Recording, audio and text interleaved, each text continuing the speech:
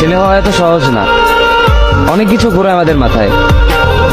সব তো তোমার বইলা বোঝানো যাবে না, তারপরও কিছু বলি শোনো। আমরা ছেলেরা বউর সামনে মার সাথে ভালো করে কথা বললে মারা চলে থাকা সন্তান, আবার মার সামনে বউর সাথে ভালো করে কথা বললে বউর গোলাম। নিজের ছেলে মেয়েদের যদি মারি আমাদের দয়া মায়া নাই, আর ওই ছেলে মেয়েদের যদি কিছু না বলি আশকারা দিতেছি।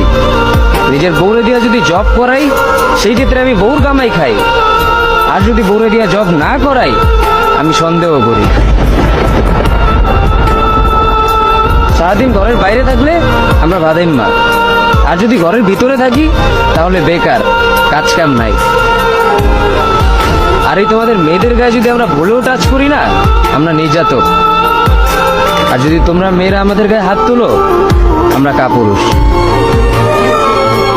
আর একটা ছেলে কি বা করে পুরো লাইফে নিজের জন্য? মার ওষুধের থেকে শুরু করে বউ বাচ্চার প্রত্যেকটা শখ পালন করার দায়িত্ব একটা পুরুষের। কিন্তু কি লাভ এত কিছু কইরা? দিন শেষে একটা ভুল করলেই সবাই ভুলা যায় যে কে কি করছে তার জন্য।